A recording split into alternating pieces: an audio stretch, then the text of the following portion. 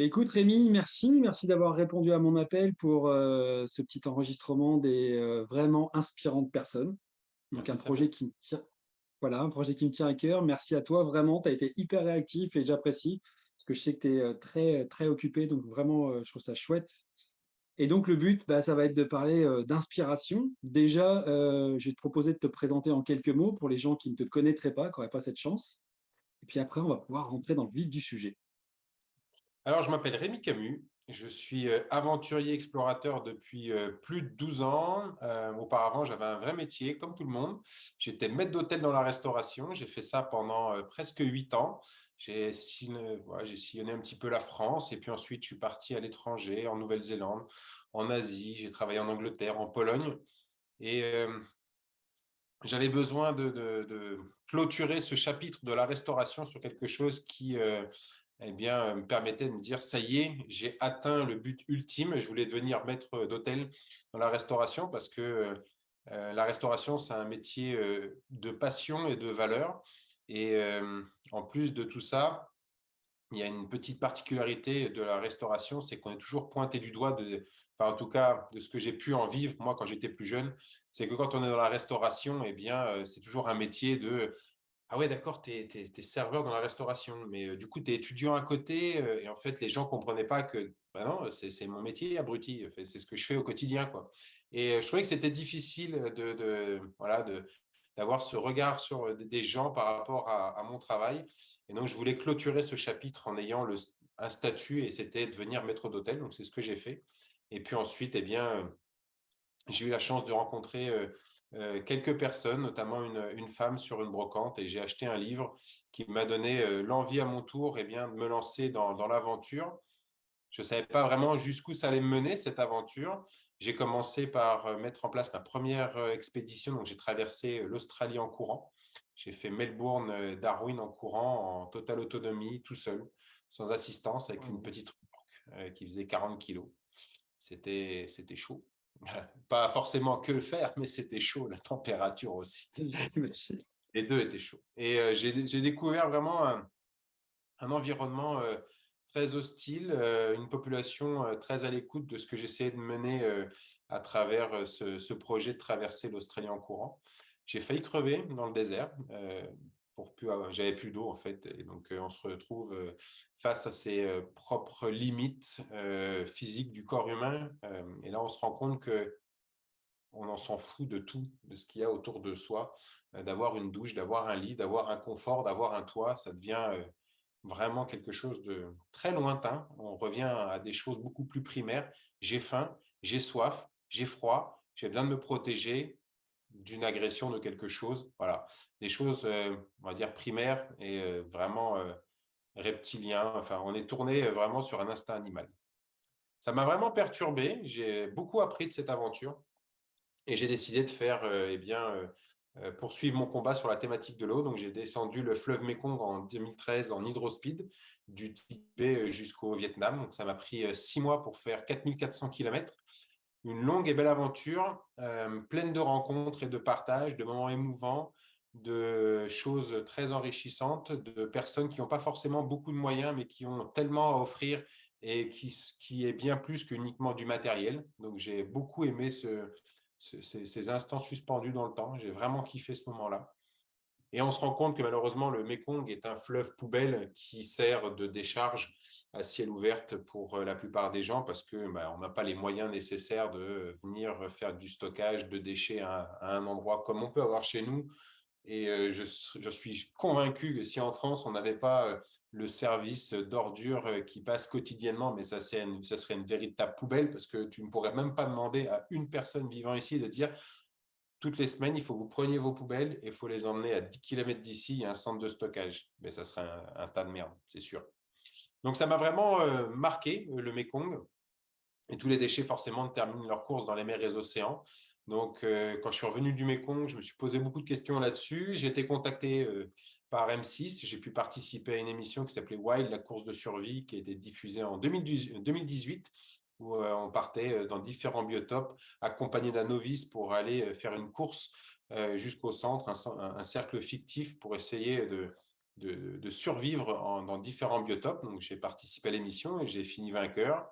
Et en 2018, j'ai organisé le premier Tour de France à la nage en longeant les côtes de Dunkerque jusqu'à Monaco. Et là, je suis en train de préparer ma prochaine aventure qui aurait dû avoir lieu, malheureusement, qui a dû être ajournée pour différentes raisons et qui aura lieu en juin 2023 et qui consiste à faire Calvi-Monaco à la nage en totale autonomie et sans assistance en tractant une plateforme qui va faire 160 kilos. Et il y a plusieurs buts. Il y a un aspect très environnemental, écologique pour sensibiliser encore et encore sur la nécessité urgente de préserver les mers et les océans qui sont des véritables poubelles et c'est de pire en pire. Et la Méditerranée est une véritable poubelle, presque une mer fermée, mais c'est une véritable poubelle. Et il y a un côté scientifique parce qu'on collabore avec le CHU de Grenoble pour comprendre comment fonctionne le corps humain face à un environnement hostile, notamment sur la partie stress. Voilà, un petit peu un résumé de ce que je fais depuis mes 19 ans à peu près jusqu'à maintenant. Génial, bah merci. Petite chose, les gens retrouveront en bas les liens bah, pour te suivre, pour ton projet sur voilà, Monaco Calvi et comment ils peuvent t'aider, soit en t'encourageant ou autre. Voilà. Donc, pas hésiter à te suivre et à t'encourager parce que vraiment, je trouve ça chouette. Je trouve ça chouette et justement, ça va nous amener bah, au cœur de cette vidéo. C'est bah, justement, toi, qu'est-ce qui t'inspire dans la vie et comment tu as envie d'inspirer bah, les générations futures, les gens de maintenant, à travers bah, tout ça. Ce qui m'inspire dans la vie, je dirais que c'est les rencontres que je fais au quotidien, que j'ai pu faire ici en France, mais également à l'autre bout du monde, parce que ce sont toutes ces rencontres qui m'ont permis d'accéder à un endroit en particulier, parce que j'ai écouté une personne, parce qu'on m'a dit, mais fais-moi confiance. Forcément, on a toujours des doutes, des réticences à faire confiance à l'être humain dans certaines parties du globe, voilà. Et j'ai toujours suivi mon instinct. Et c'est ce que j'aime, en tout cas, retransmettre par la suite. C'est pour ça que je fais beaucoup de stages de survie où j'emmène des gens. C'est pour ça que je fais beaucoup de conférences dans les écoles, parce que c'est ce qui m'inspire, c'est la rencontre avec les gens. Et en fait, ça colle complètement avec les stages de survie. Sur les stages de survie, on explique souvent aux stagiaires qu'il y a ce qu'on appelle la règle de Xavier Maniguet qui avait été mise en place. Et c'est une règle qui va baser, on va dire, ses priorités sur un événement qui se retrouve là devant vous par rapport à ce que le corps humain est capable de supporter. Donc, ça se base toujours sur une règle de 3, donc un multiple de 3, 3, 3, 3, 3. Donc on parle de 3 secondes, donc c'est toujours dans le temps, 3 secondes d'inattention, 3 minutes sans respirer, 3 heures de régulation thermique, 3 jours sans boire, 3 semaines sans manger, 3 mois sans hygiène corporelle, etc. Et le dernier est pour moi quelque chose qui est beaucoup plus lié à ce qui m'anime, etc. Parce que 3 ans, c'est tellement lointain. En fait, on reprend exactement ce qui s'est passé avec Tom Hanks sur une île, seul au monde. C'est quand même très rare que tu viennes te cracher avec ton avion ou un bateau ou n'importe quoi et tu restes sur une île déserte tout seul pendant 3 ans. Il y a quand même beaucoup moins de certitude comparé à ce qu'il pouvait y avoir il y a 200, 300 ans. Donc, se retrouver tout seul sur une île déserte, 3 ans, c'est quand même assez rare. Néanmoins, sur ces 3 ans, on parle de 3 années sans contact social. Donc, ça peut être sur un climat de guerre aussi, hein, dans un environnement très, très, très hostile où voilà, faire confiance aux autres, à pouvoir échanger, etc.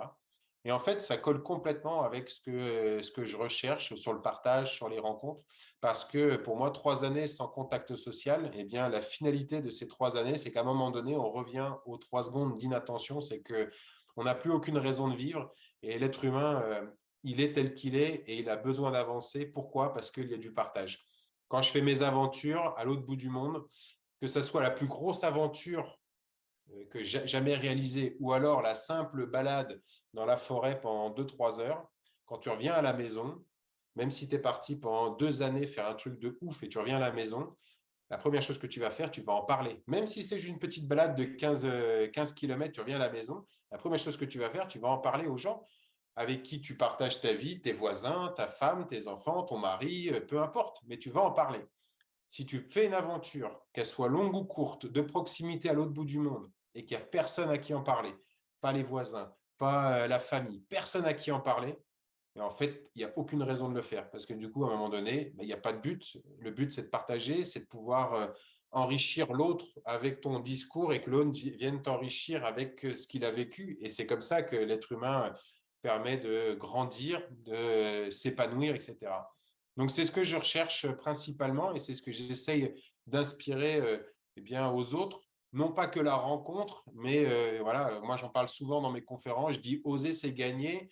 Eh bien, je leur dis, je fais, mais allez, osez rencontrer cette personne, osez aller les voir, osez ce projet, osez les choses.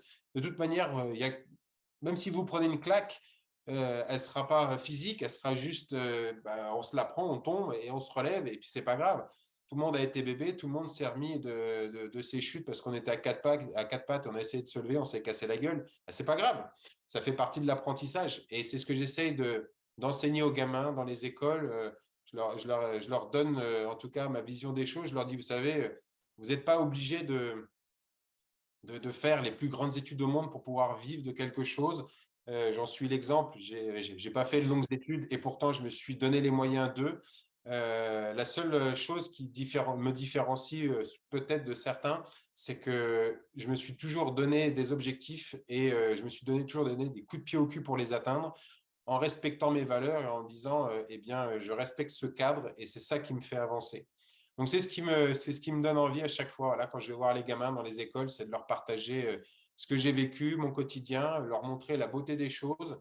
Je leur explique souvent aussi, et là, c'est plus sur un terme d'environnement et d'écologie, je leur dis, peu importe le combat dans lequel vous allez mener, vous ne pouvez pas vous battre pour quelque chose si vous ne l'avez pas vu de vos propres yeux, de vous rendre compte d'avoir été touché émotionnellement, physiquement, dans votre être, d'avoir été touché par cette cause, par cette famille, par peu importe ce que c'est. C'est ça qui va vous donner l'envie d'avancer et de vous battre au quotidien pour quelque chose. On verra très rarement un homme prendre part pour le cancer du sein de la femme, à moins que sa maman, sa grand-mère, sa fille, sa sœur, une personne très proche Mmh. a été touchée par cette maladie et il se dit putain, mais c'est une vraie maladie de merde. Et là, il va prendre voilà, les devants et il va tout mettre en œuvre pour pouvoir sensibiliser encore et encore par rapport à ça. Donc, c'est ce que j'essaye de faire au quotidien, d'embarquer les gens à mes côtés, de leur montrer qu'on est capable, voilà, même si on est différent, voilà, il n'y a pas de jugement à avoir, il faut juste se lancer et puis on se casse la gueule comme tout le monde et on se relèvera comme tout le monde.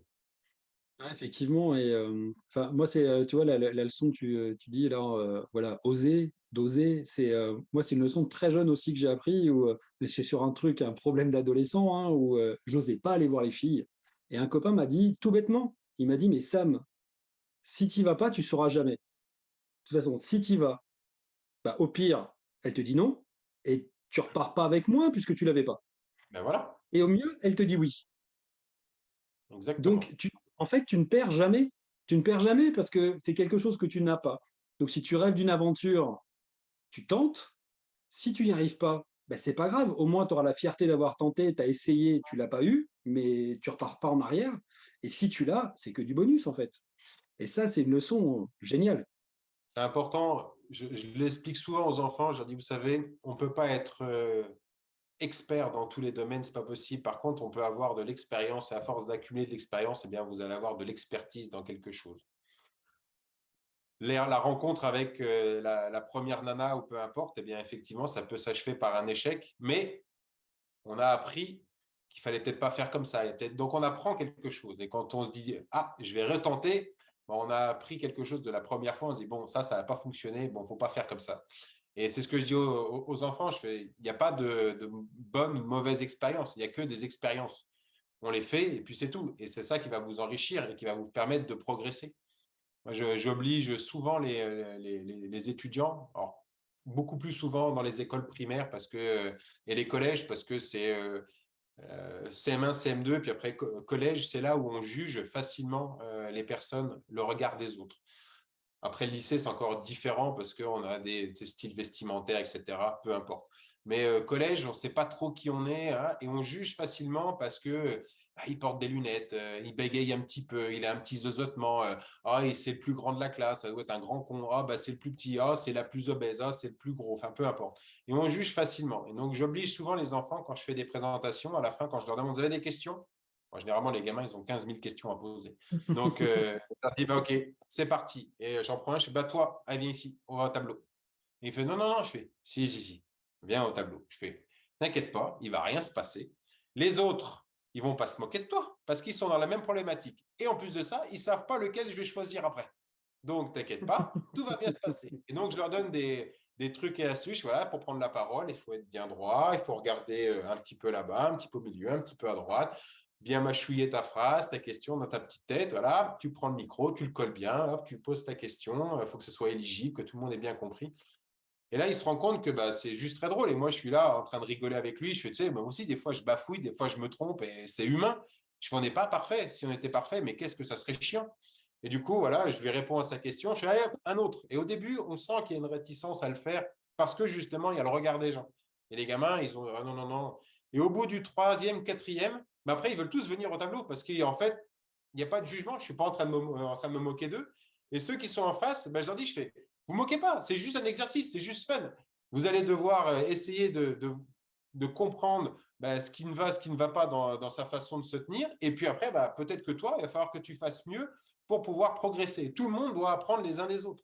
Et du coup, au bout du quatrième, cinquième, peu importe, ils commencent à se détendre et ils trouvent ça rigolo. Et après, c'est généralement le professeur qui me dit, bon, maintenant, il faut arrêter parce qu'en fait, tous les gamins veulent prendre la parole et ils veulent tous essayer. Et c'est ce que je trouve. C'est parce que justement, on ne les juge pas et que, bien que tout le monde se casse la gueule et qu'on est tous là pour apprendre. Et je leur dis, et même les plus grandes personnes font des erreurs. Vous ne le voyez peut-être pas, mais quand il y a un super concert en live, si vous écoutez et vous avez une oreille très très fine, le guitariste il fait plein de fautes d'accords parce que malheureusement, il va très vite et il fait des fautes. Le chanteur, des fois, il oublie le texte. C'est comme ça fait partie de la vie. Donc, on ne peut pas être parfait. Et c'est ce que j'essaye voilà, de leur enseigner, de se rendre compte que, à leur niveau, ils peuvent faire la différence et qu'il faut juste oser des expériences et c'est ce qui va les enrichir. C'est génial parce que, tu vois, ça m'a fait penser à une expérience que j'ai vécue il y a pas longtemps, mais avec des adultes et c'est là qu'on se voit que c'est important de passer le message tôt, où on s'est retrouvé dans une retraite pour hommes, entre hommes et le premier exercice, ça a été de tous être ensemble sur un plateau, de marcher, de se croiser, de se regarder et l'animateur disait: «Bon, alors maintenant, celui pour vous qui a la vie sexuelle la plus épanouie, vous posez la main dessus». Alors, tu vois, c'était un petit peu dans un truc joyeux, on n'était pas là pour dire du mal des autres et tout. Tac, tu posais la main, voilà, celui que vous laisseriez avec votre femme en confiance, tac, tu posais la main. Puis après, c'était celui que vous ne laisseriez pas avec votre femme en confiance. Et voilà, donc sur le coup, tout le monde se marre un peu, tu vois, Oui, on fait le oui. truc. Voilà, on arrête. Et le mec, il dit, bon, bah voilà, ce que vous venez de faire, c'est ce qu'il ne faut pas faire. Vous avez jugé les gens autour de vous sans les connaître sur leur apparence. Et là, tu fais, ah merde, ah merde! Pourtant, tu vois, le jugement, moi, c'est un truc important. C'est depuis que je commence le développement personnel, dans les 4 accords Toltec, c'est une des clés où on te dit: «Attention, le jugement envers toi, envers les autres, c'est un des pires trucs qui défonce», où les gens, voilà, ça forcément, tu as des a priori et cet exercice, moi, il m'a fait un bien fou et j'ai trouvé ça, mais génial. Tu vois, même par le jeu, amener les gens et dire: «Eh, on juge tous et tout le temps, en permanence». Bien Voilà sûr, c'est et que ça. c'est important de très tôt dire: «OK, tu juges, c'est pas grave, ça arrive, parce que, bah, tes parents, ils t'ont appris à vivre d'une certaine façon, peut-être dans une certaine religion, peut-être avec certains sports et tout. Donc tu as forcément des filtres, tu as forcément des choses, mais ouvre-toi» et tu vois, c'est ce que je retrouve chez toi. Moi, c'est ce que j'aime chez les gens qui voyagent aussi, c'est que si tu as pas une certaine ouverture, tu dures pas dans les voyages, surtout dans les voyages à long terme. Parce que si tu t'ouvres pas aux gens, ben, personne t'ouvre la porte au bout d'un moment parce que voilà. Et ça, cette ouverture, mais qu'est-ce que c'est beau et c'est important de la cultiver, surtout chez les plus jeunes. Après, le voyage, je le trouve très différent et je l'ai beaucoup vécu quand j'étais en Australie la première fois en 2009. Je voyageais en Australie avec mon ex-compagne et donc elle était polonaise, j'étais français, donc on échangeait que en anglais.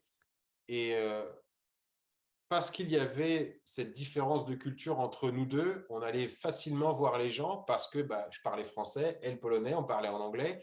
Donc, on allait vers les gens beaucoup plus facilement. Et j'ai rencontré pas mal de couples et de personnes qui voyageaient à plusieurs, des Français, qui n'allaient pas vers les autres et du coup, qui se mettaient cette barrière parce que il y a la facilité de on est entre nous, on est français, on parle français, on va pas vers les autres.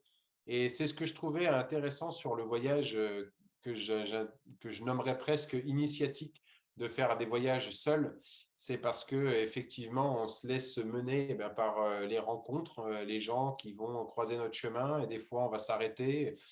J'encourage énormément les gens à faire du slow travel, de prendre le temps et de ne pas se presser parce que effectivement, il y a 15 000 raisons de rester ici, 15 000 raisons d'aller voir le lever du soleil là-bas, etc. Et de prendre le temps et de ne pas se précipiter pour faire les choses parce qu'on a le temps pour ça. Et c'est ce que je trouve extraordinaire. Et je dis aux gens, le fait de pouvoir voyager seul, eh bien, ça vous donne cette possibilité de faire une introspection sur vous-même, de prendre le temps, de vous poser les bonnes questions, de vous asseoir sous un arbre en plein cagnard et de juste être là à profiter de l'instant présent et de se dire, putain, mais je kiffe là où je suis et ça me fait vraiment du bien et ça me vide ma petite tête. Moi, mes expéditions que je réalise quand elles sont très engagées et où je suis seul, ça me fait ma thérapie, ça m'évite une thérapie chez le psy, hein. Moi, je paye rien. Son canapé pourri, je ne le vois pas. Et en fait, je me vide la tête en posant les bonnes questions et en étant tout seul avec moi-même, sans avoir de connexion. On en parlait avant de faire la vidéo, tu vois, d'avoir cette connexion omniprésente dans ta main avec le téléphone. Et bien là, quand tu es loin de tout le monde, loin de réseau, loin d'une communication, loin d'une connexion, tu es en accord avec toi-même et tu as le temps de venir explorer ton fort intérieur et de te poser toutes les questions du monde. Et ça fait un bien fou. Et on se rend compte que 24 heures dans une journée, putain, c'est long. Quand on a aucune perturbation autour avec un écran, une télé, un ordinateur, un téléphone, un machin, où on vient de solliciter tout le temps et on vient de perturber ta petite tête toutes les 5 minutes. Quand tu es au milieu de nulle part et que tu es tout seul et il n'y a rien de tout ça, bien, tu te dis, en fait, la journée est super longue. Et en fait, on a 24 heures, en fait, on a du temps, mais on n'est pas capable de prendre le temps pour l'optimiser et le placer au bon endroit. Et c'est ça qui est dommage. J'invite énormément les enfants et ceux qui regarderont la vidéo, je vous invite vraiment à switcher votre téléphone de temps en temps, à l'éteindre et à vivre le moment présent. Je sais que c'est pas facile parce qu'on est toujours sollicité. Et quand on fait un métier où on est des fois très axé dans la création ou dans la communication, et bien effectivement, le téléphone portable devient un outil très, très intéressant. Mais je l'ai vécu, moi, quand j'ai fait les missions Wild, on était privé de communication, privé de téléphone. Et honnêtement, c'est dur les 2, 3 premiers jours et après, ça fait un bien fou. Et en fait, on se rend compte que on réapprend quelque chose qui s'appelle la parole et la communication. Et c'est juste kiffant. Donc, profitez-en, vraiment. C'est bizarre de dire ça alors que c'est une vidéo qui va être sur les réseaux sociaux et tout ça. Mais c'est tellement ça. De Mais regarder la ouais, vidéo et coupez votre téléphone après. arrêtez maintenant, Et coupez barrez-vous. maintenant et sortez, sortez. Et barrez-vous. Mais vraiment, faites-le, c'est tellement appréciable. Et moi, je le vois sur mes stages de survie où je dis aux gens, le mot stage de survie est un mot très accrocheur pour les réseaux sociaux et Internet. Mais en soi, c'est pas un stage de survie parce que les deux mots vont pas ensemble. On peut pas être en stage et en train de mourir. Donc, ça va pas ensemble. Mais c'est un stage de reconnexion à la nature. Et en fait, c'est tellement ça. En fait, j'invite les gens à switcher un peu leur téléphone le temps d'un week-end, de se retrouver en pleine nature avec des gens qui ne connaissent pas du tout. Et là, je vais devoir faire confiance à des gens que je ne connais pas. Je vais passer 2 jours et une nuit avec eux. Je vais apprendre à faire du feu, apprendre à monter un bivouac, à trouver de l'eau, etc., etc. Et cetera. Et je vais juste prendre du temps et parler et échanger. Et en fait, c'est super marrant parce que les gens, quand ils finissent un stage de survie, ils disent putain, c'était trop bien, merci, j'ai vraiment kiffé, j'ai passé du bon temps à être là avec tous les autres, à parler et à échanger. Et c'était vraiment enrichissant. Et j'ai des gens qui reviennent régulièrement sur des stages que j'ai déjà vus 3, 4 fois et qui reviennent.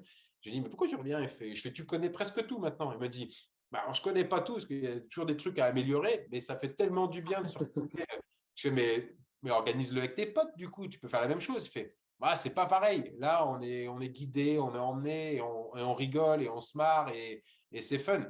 Et effectivement, c'est un moment très convivial où, voilà, j'apprends aux gens à se déconnecter pour se reconnecter à quelque chose de beaucoup plus terre à terre. Ouais, mais je comprends, et j'aime beaucoup ce côté stage de reconnexion et effectivement, on a l'impression d'être hyper connecté comme on dit, mais on l'est au sens, mécanique du terme. Mais je pense que les gens qui vivent dans la forêt, dans la jungle ou quoi, sont plus présents et plus connectés que beaucoup de gens qui sont sur, enfin, en train de scroller ou autre. Comme je te disais, hein, moi-même, là, j'essaye justement les matins de plus en plus, voilà, de m'accorder au moins 2 heures et d'aller dans la nature et ça fait un bien fou. Et je l'ai vu lors de stages. Tu fais un stage de yoga Tumo où tu fais du froid, enfin voilà, et tu es connecté avec des gens que tu connais pas. Puis on est un animal d'habitude. Donc dès qu'on sort de nos habitudes, ben, on n'a pas de personnes qu'on connaît, on n'est plus dans le même cadre. Ben, c'est là que la magie, elle arrive, je trouve. C'est là où bah, tu découvres des nouvelles choses chez toi, tu apprends de nouvelles choses sur toi. Et j'ai un client il n'y a pas longtemps, lui, qui est parti en Vipassana, Mmh. donc un stage de méditation de 7 jours. Alors là, zéro connexion, zéro rien, et tout. Et j'ai trouvé ça intéressant de voir comment il flippait avant d'y aller. À quel point ça le bousculait. Et il savait qu'il fallait y aller. Et je me dis, en fait, tu vois, il n'y a rien de grave. Tu vas te retrouver 7 jours tout seul. Et c'est dingue comment le mental te fait travailler justement parce que tu vas perdre tous tes repères, tout ça. Bien Et là, sûr. j'attends, on doit se parler bientôt, là, justement, à son retour. Je lui dis, atterris. Et quand tu es revenu sur Terre, on en parle. Mais quand on voit ce qui peut se passer, justement, les gens, comment ils peuvent s'ouvrir et vivre des choses incroyables quand ils s'arrêtent de faire, quand ils arrêtent l'agitation. Moi, je sais que, par exemple, ma compagne, au début, on parlait beaucoup pendant les randonnées. Et à un moment, je lui ai dit, on ne peut pas juste faire la randonnée et être là, ici, et pas parler des courses qu'on va faire, et pas parler des projets et tout. On en parlera à un moment dédié à ça. Mais quand tu es dans la nature, juste être là. Et ça, c'est génial. De vivre l'instant présent, de vivre le flow, Flow, et c'est tellement appréciable. Et j'ai travaillé avec Romain Vandendorp, qui est le recordman de l'immersion en eau froide, qui a écrit la préface de mon livre. Et on parlait beaucoup du flow et de ces moments assez particuliers où on a vraiment l'impression d'être en accord avec soi-même et qu'on est parfaitement au bon endroit au bon moment. Et je lui dis, c'est difficile de retrouver ces instants dans la vie de tous les jours. Je lui dis, moi, j'ai besoin d'être bousculé, d'être dans des environnements reculés ou difficiles physiquement et mentalement pour ressentir ces effets-là. Et il me dit, c'est parce que tu ne l'as pas encore assez travaillé, parce que je pense qu'avec de la méditation, tu pourrais retrouver ces états-là au quotidien, de temps en temps. C'est un gros travail, une belle phase de préparation, mais tu pourrais le vivre même au quotidien, à des moments où tu arrives à te poser et à partir, et là, tu es juste bien. Mais il me dit, il y a un peu de travail. Et effectivement, si tu es quelqu'un qui a vécu que des sensations très fortes avec des aventures, des expéditions très lointaines, je comprends cette nécessité de vouloir te remettre dans ces états-là pour pouvoir revivre ce moment du flow. Mais il me dit, tu peux les faire au quotidien avec un peu de préparation. C'est pour ça que j'ai un Ouais, tout congé à là. fait. Je me dis que ça peut peut-être marcher. Je ne sais pas si tu as lu ce livre, Le secret de vos super pouvoirs. Alors, je ne me rappelle plus le nom de la personne qui l'a écrit. Et c'est sur le flow, justement, sur l'état de flow. Ça te parle? Je crois que Florian m'en a parlé, mon préparateur physique. Je crois qu'il m'en a parlé. Il a dû me le mettre dans une to-do list de livres à lire. Euh, Super bouquin où on te parle de l'état de flow et chez les sportifs de l'extrême. Et il explique bien pourquoi il a pris les sportifs de l'extrême, parce que c'est des gens, en fait, ils n'ont pas le choix. Il prend le cas, par exemple, de l'air d'Hamilton, qui a fait certaines choses en surf de grosses vagues, et qui, à un moment, dans une vague où il devrait être broyé en deux, ben, il fait un geste, il fait quelque chose que personne n'a jamais fait, parce qu'il est dans cet état. Et il explique justement aussi l'importance du groupe pour rentrer en flow et tout. Et ce bouquin, moi, m'a passionné. Je l'ai lu récemment et il y a beaucoup de belles informations et tout. Effectivement, je pense que, tu vois, il pourrait te plaire. Et Romain, je le connais un petit peu, on a échangé un petit peu. J'adore ce personnage vraiment très sympa, très accessible. J'ai trouvé ça très chouette et puis ce qu'il a fait en plus, et pour la cause pour laquelle il l'a fait, j'ai trouvé ça génial. Extraordinaire. Voilà, 2h30 de pub heu, dans un bac d'eau glacée, mais c'était facile parce qu'il a un cœur comme ça. Il a un cœur énorme. Non, mais voilà, le mec, non, mais tu vois, c'est moi le cœur, il a tout fait avec le cœur pour l'association pour laquelle il l'a fait. Je blague en disant c'était facile parce qu'il a un cœur comme ça, mais c'est incroyable, incroyable ce qu'il a fait. ah ouais, Et ouais, franchement, faut les moi, tenir. génial. Non, non, mais génial, génial. Et je comprends ce qu'il dit aussi, parce que je sais que moi, via la respiration, ça c'est moi, c'est vraiment un déclencheur qui m'a aidé énormément à me retrouver à nouveau dans ces états. Je sais que là, quand je vais me promener dans le parc autour de chez moi, là, j'ai 60 hectares autour où il y a de la nature, il y a plein de choses. Mais j'ai vécu des moments magiques ces derniers jours où tu es juste présent, tu reviens dans ton souffle et tout. Mais je comprends le côté où tu dis il faut aller dans le dur. Et dans le bouquin, les secrets de vos super pouvoirs, ils en parlent. C'est un des facteurs. C'est-à-dire qu'à un moment, il faut créer de l'agitation pour pouvoir venir dans le calme et venir dans cet état différent. Tu vois, c'est vraiment un des facteurs importants pour rentrer dans le flow. Ben ouais, ouais. Et c'est ce que des fois c'est difficile parce qu'on aimerait bien pouvoir le retrouver très souvent parce que c'est un état qui est très appréciable et très agréable. Je sais pas, quand je nageais par exemple, d'avoir cette sensation d'être dans l'eau, un peu cotonneux. Pourtant, il y a 3-4 mètres de vagues, ça tabasse dans tous les sens, mais tu es juste agité, tu es bien, tu es porté par l'eau et tu te dis, en fait, je suis bien là. Et en fait, les gens, ils te regardent et ils disent, mais qu'est-ce qu'il fout là, celui-là? Et eux, ils comprennent pas. Et toi, tu dis, non, mais on est bien là. Enfin, ça va, franchement, c'est cool. Et j'aimais bien cette sensation de légèreté dans un truc un petit peu comme du coton. On est un peu ballotté à droite, à gauche. Et j'ai dit, putain, mais on est trop bien ici. Alors que les conditions, elles n'étaient pas forcément optimales pour ça, mais j'étais juste bien. Et c'est dommage de devoir pousser le vice, d'aller jusqu'à se remettre dans des conditions pareilles pour pouvoir le vivre souvent. Et effectivement, monter des aventures, des explorations, on ne peut pas les faire tous les mois parce que ça demande du temps, ça demande de la préparation. Et donc, il y a ce moment de patience où il faut, voilà, faut ronger son frein, de se dire on va attendre, et à un moment donné, ça va arriver et on va pouvoir se remettre dans cet état. Et je trouve que c'est très appréciable d'avoir toute cette phase de préparation parce que ça contribue à aller jusqu'à eh bien, se mettre en condition et faire son truc. Et j'aime beaucoup voilà, cet état qui est vraiment en adéquation avec ce que je vis et j'arrive à le faire parce que je suis seul, parce que je suis confronté à mes propres défis, à mes propres rêves, à mes propres peurs et c'est ce qui me rend vivant en fait. Et c'est ce que j'aime et c'est ce que je dis souvent aux enfants, aux personnes. Je fais, mais rêvez, rêvez en grand, rêvez vos rêves et attendez pas pour les réaliser, d'avoir un certain âge, mais faites-les maintenant.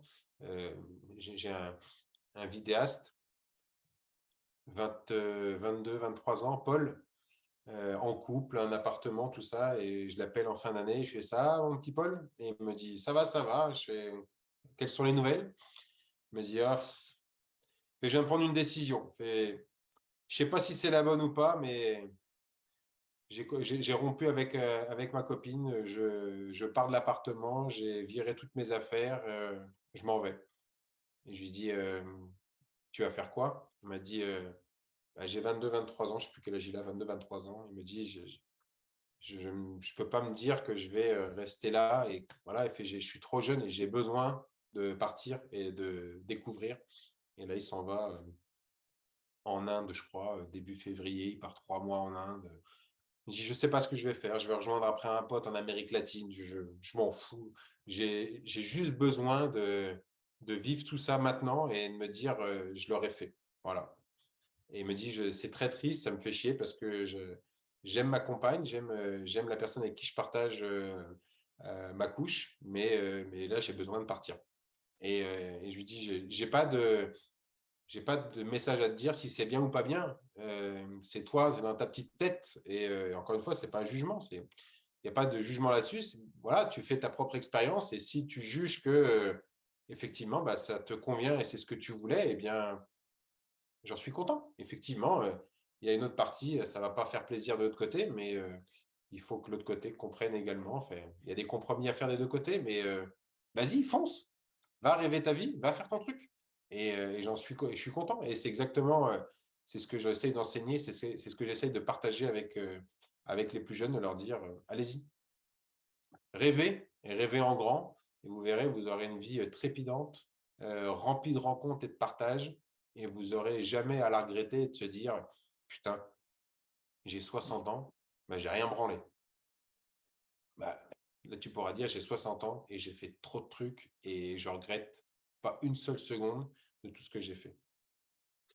Mais je comprends, mais 1000 fois. Moi, j'ai 45 ans. Comme toi, j'ai pas beaucoup de diplômes. Je suis parti avec un CAP de maître chien quand je suis parti en Afrique. Et j'ai l'impression d'avoir vécu 1000 vies parce que justement, il y a cet appel qui est là. Et moi, j'appelle ça la foi. Rien à voir avec le sens religieux, mais c'est quelque chose en toi. Tu sais que c'est ce que tu dois faire. Tu comprends pas. Tu n'es pas capable d'expliquer. Des fois, les gens, mais pourquoi tu fais ça? J'en sais rien. Je veux le faire. Je sens, c'est là. Si c'est là, c'est pas la foi. Si c'est là, si tu le sens dans ton corps, si ça vibre, c'est un truc, c'est inarrêtable. Et tu peux pas te planter, en fait. Tu ne peux pas te planter. Ça va forcément t'apporter quelque chose. Et j'ai une amie, il n'y a pas longtemps, bah, c'est assez drôle ce que tu dis par rapport au vidéaste. C'est que j'ai une amie il n'y a pas longtemps qui a vécu la même chose, qui s'est séparée de son compagnon et qui m'appelle et qui me dit: tiens, mais il dit, je l'aime, tout se passe bien et tout, mais je sens cet appel et il peut pas suivre. Et il peut pas suivre et j'ai besoin d'y aller. Et ben c'est OK. Faites de ton mieux pour que ça se passe bien. Respectez-vous, dites-vous les choses. De toute façon, tu peux pas gérer comment l'autre va réagir. Il y aura forcément du mal, il y aura forcément des choses. Voilà. Essaye d'être le plus propre, le plus clair possible, mais vis ce que tu as à vivre. Parce que c'est, comme tu dis, je veux dire, tu vis ta vie en grand. Tu vis ta vie en grand. C'est ça, exactement. Et c'est ce que je conseille aux gens, de vraiment rêver tout ça, de rêver leurs rêves et de partir, essayer de les tenter en tout cas. C'est ce qui est le plus important. C'est clair. Ouais, de rester sur un doute, il n'y a rien de plus moche en fait. Moi, je trouve, pour moi, hein, c'est et merde, et si j'avais fait ça, et si j'avais été là-bas, et si j'avais. Non, voilà, c'est prends une décision, lance-toi. Voilà, au début, tu vois, je sais que je suis en train de lire le dernier livre de Mike Horn, il le dit, mais faites vos aventures, mais petit au début. Tout le monde va pas être capable en 2 semaines de descendre le Mékong à la nage. Mais si tu n'as jamais fait, va dormir à la belle étoile une fois déjà, juste une fois. Et puis après, 2 jours. Et puis après, bah, tu vas peut-être partir en trek sur 3, 4 jours avec des copains. Et puis après, 2 semaines. Et puis après, tu partiras en autonomie. Voilà, ça peut être ça. Et puis ça peut être d'autres choses. Ça peut être une aventure dans le business. Ça peut être une aventure dans la création, dans l'artistique. L'aventure, elle est multiple, elle n'est pas axée uniquement à l'aventure physique très engagée, où on part se perdre dans des endroits inconnus au monde, etc. Ça peut être l'aventure entrepreneuriale de monter une boîte, et c'est une aventure.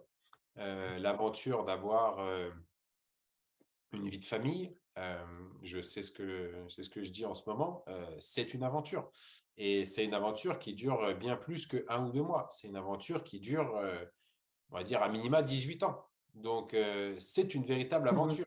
Donc, voilà, faut prendre tout ce qu'il y a et de se dire, ben, effectivement, on essaye, on fait au mieux, on essaye d'avancer. Et c'est ce que je dis. Faites-le. De toute manière, il n'y a pas de, si je me rappelle bien, la conclusion de mon livre, j'avais écrit ce petit paragraphe et je trouvais que ça retraçait plutôt bien la vie en général. Je disais que la vie ressemble à une rivière. La rivière, elle est jamais toute droite tracée. La rivière, elle a des virages un peu à droite, à gauche. Au début, elle est très, très serrée. Après, elle s'élargit, ça devient un fleuve, ça jette dans l'océan, etc. Il y a des passages rapides, il y a des passages lents, il y a des gros rochers, des fois en plein milieu, qui vont à droite, à gauche, mais on n'arrive pas forcément à voir. Des fois, il y a des moments calmes, après, ça devient un peu plus rapide. Et en fait, la vie, eh bien, je l'imagine exactement comme si on était sur un petit hydrospeed. On est allongé sur cet hydrospeed avec la tête qui est à environ 40 centimètres au-dessus de la surface de l'eau. J'ai dit, ben, en fait, la vie, il faut la lire exactement comme une rivière. Si vous regardez à 20-30 km en aval, en fait, c'est tellement loin que votre vue ne peut pas regarder ce qui se passe complètement là-bas. C'est beaucoup trop loin. Si vous regardez uniquement juste ce qui se passe devant vous, ça peut être problématique parce que vous n'avez pas forcément anticipé ce qui se passe. Je fais la vie, c'est le même principe. Il faut avoir un œil sur le futur de ce qui se passe un petit peu devant, choisir les bonnes portes, soit on passe à droite, soit on passe à gauche du rocher, comme ça on anticipe un peu, on se positionne. Mais par contre, on est bien accroché sur son flotteur parce qu'on vit l'instant présent et on vit le moment parce que on va passer le rapide, on va passer une chute d'eau, on va s'émerveiller parce que c'est un moment calme, on voit des arbres, etc. Il y a un pont, il y a un petit village qui est juste en bordure de rivière. Après, il y a un gros passage rapide avec une grande langue de chat et donc on kiffe parce que c'est juste un moment fun et on slide le truc et on rigole et on s'amuse bien. Et en fait, c'est exactement comme ça. Il faut prendre la vie de la même façon, vivre le moment présent, avoir un petit œil sur le futur, pas trop loin devant parce que de manière, on n'arrive pas forcément à voir et les décisions qu'on va prendre dans 3-4 mètres vont forcément modifier ce qui va se passer dans 30 ou 40 kilomètres. Donc, ça ne sert à rien de voir trop loin. Il faut juste un petit peu anticiper, regarder et bien vivre le moment présent. Puis ça ne sert à rien de regarder derrière parce que derrière, c'est le passé. Et dans tous les cas, quand on est sur une rivière, si tu regardes derrière, ce qui va se passer devant, tu n'es peut-être pas sûr de le voir arriver, mais il y a peut-être un gros rapide ou un moment extraordinaire que tu aurais pu profiter. Et malheureusement, parce que tu regardais ce qui s'était passé en arrière, tu as pu te cracher. C'est intéressant de faire un petit tour sur soi-même de temps en temps quand on vient de passer un gros passage bien enchaîné qui tabassait, de dire waouh, putain, j'ai fait ça, c'était cool. Et on se retourne et on fait attention de ce qui se passe devant et on enchaîne. Ouais, tout à fait. Moi, c'est une des métaphores que j'aime beaucoup, ce côté la rivière. Des fois, quand je discute avec certains de mes clients, leur dire, quand ça secoue trop fort, tu peux rien faire, accepte-le, protège-toi, fais de ton mieux pour diriger et puis éviter les dégâts. Mais il y a des moments où on ne peut pas éviter les coups. Je veux dire, une vie sans prendre des coups, c'est difficile. Et puis effectivement, quand c'est calme, c'est là où on doit en profiter ou quoi. C'est un peu comme l'expérience du froid pour moi. Moi, ça a été avec le yoga Tumo avec Maurice Debar. Et où moi, le froid, c'était une vraie métaphore de la vie. C'est-à-dire que c'est dès le moment où tu l'acceptes, quand tu rentres dedans, que tout s'arrête et que tout se calme. Si tu cherches à lutter contre, tu n'y arrives pas en fait, parce que le froid sera toujours plus fort que toi. Il sera toujours. Et c'est quand tu l'acceptes que le côté magique arrive. Quand tu es dans la rivière, c'est pareil. Quand tu acceptes que tu es dans une rivière et que c'est comme ça, et que ça ne sert à rien de nager à contre-courant pour vouloir remonter à la source, tu n'y arriveras pas. Voilà. Et qu'on va tous finir dans l'océan, allez go, on y va et je fais de mon mieux pour vivre cette descente quoi, et en profiter comme j'aime. Et comme toi en faisant des aventures ou en faisant du business, mais trouver ce qui vous correspond. Et ce que je disais à mes filles à des moments qui cherchaient un peu, les grandes, je disais, mais moi je m'en fiche, je veux dire, j'ai pas d'ambition pour vous. Je me suis éclaté dans ma vie, je kiffe ma vie. Mais si vous faites quelque chose, faites-le à fond. Si vous faites du yoga, faites du yoga du soir au matin, je veux dire, et kiffez-le jusqu'à ce que vous en ayez marre et que vous fassiez autre chose, mais faites-le à fond. Et ouais, c'est extrêmement important. C'est ce qui caractérise les gens et qui leur donne cette petite différence. Je pense que les gens ont besoin de se rendre compte qu'on est bientôt 8 milliards sur Terre. Et si tu veux faire la différence, si tu veux être différent, si tu veux que tu sois écouté, eh bien, il faut faire du bruit. Moi, j'ai toujours apprécié les entretiens d'embauche quand j'en faisais dans la restauration, parce que j'aimais bien demander à des gens qui étaient très particuliers, très atypiques, pourquoi est-ce que tu parles cette langue? Pourquoi est-ce que tu fais ça? Et j'ai toujours trouvé ça tellement intéressant, en fait, que derrière, il y a bien plus que j'ai appris le japonais, j'ai appris le chinois. C'est en fait toute la démarche d'avoir voulu faire ça. Et c'est ce genre de personne qui, pour moi, a un potentiel et est très intéressant. Et je leur dis aux enfants, vous savez, et c'est assez drôle parce que je le dis à l'école, et je le dis, vous savez, les enfants, vous êtes tous abrutis de la même façon. Vous apprenez tous les mêmes choses, vous allez tous avoir un bac, vous allez tous avoir un master. Pour certains, vous aurez peut-être un doctorat. Donc en soi, vous avez tous le même parcours. Vous allez tous avoir les mêmes filières, vous allez tous faire des stages, etc. Ce qui va vous différencier, c'est votre personnalité, votre vision sur les choses, sur les gens, vos valeurs et puis eh bien, vos engagements, vos façons de vous différencier. Si vous faites quelque chose, faites-le à fond. Au moins, vous pourrez clôturer ce chapitre de votre vie, de dire j'ai tenté de faire ça, je l'ai fait à fond, j'étais au bout de ce que je pouvais faire, mais ça vous donne une crédibilité et surtout une différence par rapport à d'autres. Et ça, c'est à mon avis très très important et c'est quelque chose à cultiver.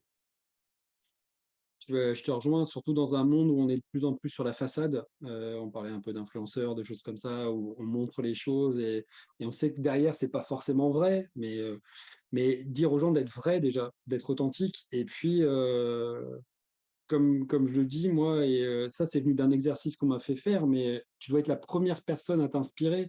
Et moi, cet exercice m'avait marqué, en fait. C'était une coach que j'ai rencontrée au Mexique qui m'avait montré un tableau avec des étoiles. Il y avait 5 étoiles. Et elle me dit, bah, cite-moi des gens que tu admires. Alors, j'avais cité des gens connus et des gens de ma famille. Et elle me regarde, elle me dit, et toi, t'es où en fait? Et là, ça a fait un déclic. Mais oui, on doit être fier de soi, on doit être sa première source d'inspiration, on doit avancer. Et c'est qu'en faisant les choses, c'est pas en restant voilà, à vivre son rêve à travers les autres. Alors c'est bien, ça peut nous donner une étincelle. Toi, c'est un livre qui t'a donné envie de voyager. Moi, c'est pareil, c'est des gens, je veux dire, comme il y a eu des Mike Horn, il y a eu des gens comme ça qui m'ont donné envie de me lancer et tout. Mais c'est une étincelle. Le carburant, le moteur et tout, c'est toi, donc faut y aller, quoi. Et ça, je trouve ça tellement important. Complètement. C'est le truc qui te fait avancer, te dire je suis fier de ce que je fais et fier de moi. Génial. Mais en tout cas, vraiment, enfin, merci pour ton énergie, pour ces belles phrases, tout ça, tous ces beaux mots. Moi, j'aimerais te poser 3 questions pour clôturer en douceur tout ça. Dis-moi. Euh, eh ben, écoute, la première chose, moi, une citation qui t'inspire, une phrase, un leitmotiv qui t'inspire et qui te fait vibrer, que ce soit au quotidien ou quand tu pars en mission. Une phrase qui me motive, alors oser c'est gagner, c'est la phrase que j'avais faite pour mon TEDx en octobre 2017. Mais sinon, je le dis souvent aux enfants, je leur dis à chacun son Everest. Euh, c'est une citation des fois un peu bateau, mais c'est vraiment le cas. Vous n'avez pas besoin de faire la plus grande montagne du monde pour faire un truc de ouf. Vous pouvez vivre des moments intenses derrière chez vous. Vous pouvez vivre de beaux moments de partage en famille, entre potes, à l'étranger, mais également juste ici, à la montagne, dans la forêt, en bordure de plage. Et vous n'avez pas besoin de faire le truc le plus dingos que personne n'a jamais fait pour vivre un truc intense. Et c'est ce que j'essaie d'enseigner aux enfants. Je fais la course à l'ego, ça sert à rien du tout. La course à l'estime de soi, c'est important. Donc, à chacun son Everest. Génial, merci. Et alors, une personne qui t'inspire, et alors en plus, si elle est vivante, moi, ça m'aidera, je pourrais peut-être essayer de l'interviewer. Ah, c'est Si elle con. l'est pas, si Elle elle est, n'est pas, elle est non, pas, vas-y, je te malheureusement. taquine. Alors, la personne qui m'a le plus surpris, c'était Edmond Hillary et le Sherpa Tenzing lorsqu'ils ont fait l'Everest en 1953. Pour moi, l'ascension d'une montagne, j'en ai encore jamais fait, hein. J'ai fait juste des sommets, j'étais à 5005, c'est presque 6000 en Bolivie, mais j'ai pas fait de sommet à plus de 8000. J'ai pas encore fait. Ça me tente beaucoup, mais j'ai pas encore fait. Il faut que je trouve le déclic. Encore une fois, si c'est une course à l'ego, ça ne m'intéresse pas. De dire j'ai fait la montagne, je m'en fous complètement. Voilà, il y a pas. Mais je pense qu'il faut creuser encore plus que ça. Et j'ai trouvé que c'était impressionnant en 1953 avec les tenues, avec l'équipement qu'ils pouvaient avoir, de réussir à faire ce sommet à plus de 8850 mètres d'altitude. Ça reste quand même un exploit extraordinaire.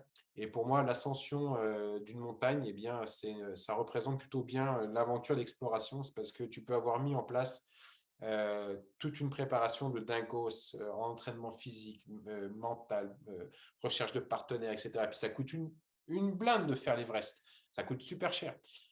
Surtout qu'avec la quantité de morts qui augmente parce que les gens veulent toujours faire plus, etc. Donc voilà, les tarifs augmentent et c'est très bien. À un moment donné, il faut mettre des structures en place. mais on peut avoir mis en place toute une préparation, etc., de commencer son ascension. Et on se retrouve sur le dernier camp de base à 7009 et on monte, on monte, on monte, on part à minuit, minuit et demi, 1 heure du matin pour faire la dernière partie pour aller directement sur l'Everest. On passe sur la partie de Hillary qui est juste avant le sommet. Et là, en fait, on se rend compte que on est en retard, on n'a pas été assez vite. Les conditions commencent à changer, on a un vent qui se lève, on a des conditions de merde. Et en fait, le sommet, on le voit, il est à 200 mètres. Bon, 200 mètres à plus de 8000 mètres, ça équivaut à presque une heure et demie de marche. Mais on le voit et on se dit, putain, mais il est juste là. Et en fait, il faut juste avoir la lucidité, le mental de se dire, non, je n'y vais pas, c'est extrêmement risqué, je vais y laisser la vie, je vais y laisser la famille qui reste à la maison, tout le monde, parce qu'il faut penser à ces personnes-là. Et je prends mon courage à deux mains et je fais demi-tour et je rentre au camp de base parce que je veux rentrer vivant. Et je reviendrai, je resterai. Mais c'est très dur par rapport à son ego, à son estime de soi, de se dire, putain, c'était juste là. D'être capable de faire demi-tour. Mike Horn, il l'avait fait, je crois, il l'a fait sur le K2 3 fois. Et de se dire, eh ben non, c'est pas maintenant, ça sera peut-être un autre jour, peut-être jamais. Peut-être qu'il aura peut-être jamais l'occasion de le faire pour X raisons, mais il est toujours vivant, il est toujours là. Et la raison lui a permis de faire demi-tour, eh bien parce que il a ses filles à la maison, il avait sa compagne Cathy qui l'attendait, et je pense que c'est extrêmement important de penser à ces personnes-là. Donc malheureusement, il n'est plus là, Edmund Hillary. Il est mort en 2000. Je crois que c'est 2018. J'aurais beaucoup aimé pouvoir le rencontrer.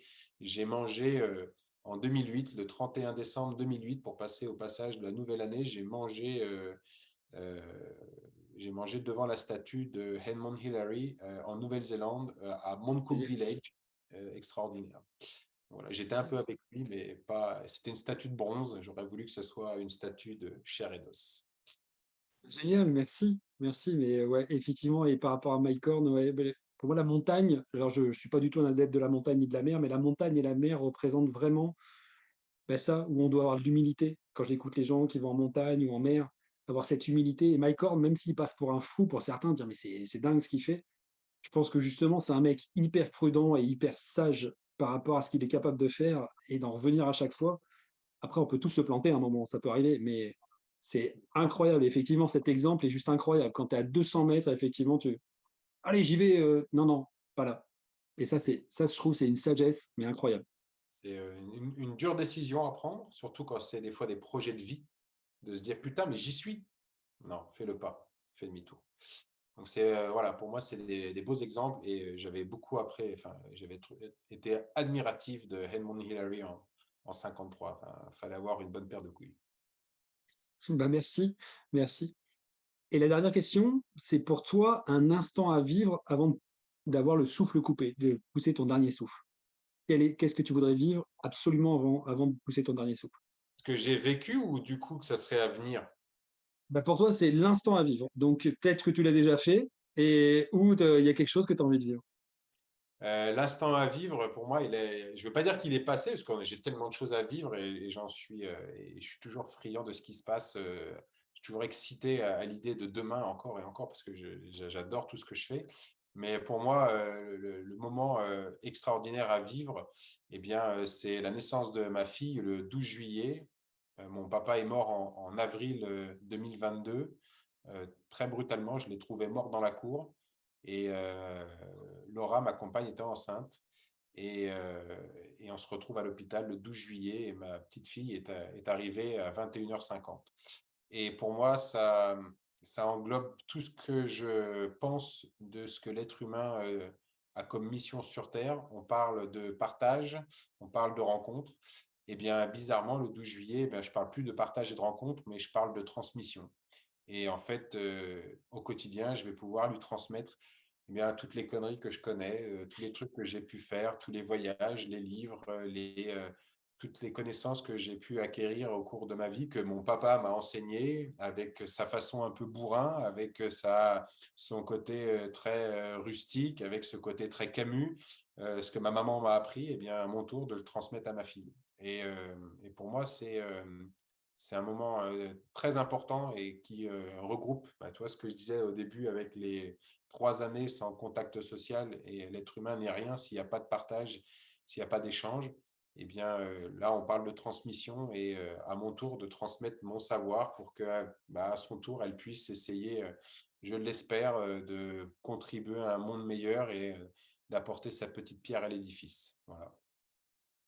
Heu, Rien de plus à dire que merci. Merci pour ce moment. Merci à toi. Mais en tout cas, merci, que les gens n'hésitent pas à te suivre, à t'encourager parce que je trouve ça génial. Je trouve ça génial et puis, voilà. Donc, on a tous besoin, même si on est, seul à l'autre bout du monde, bah, des fois d'un petit encouragement, donc que les gens hésitent pas et donc avec grand plaisir d'échanger à nouveau avec toi et encore merci pour ta disponibilité, ta réactivité et ta gentillesse. Merci à toi, Samuel. Merci à toutes et à tous qui regarderaient cette vidéo. On se retrouve eh bien, soit à Calvi, soit à Monaco pour le mois de juin.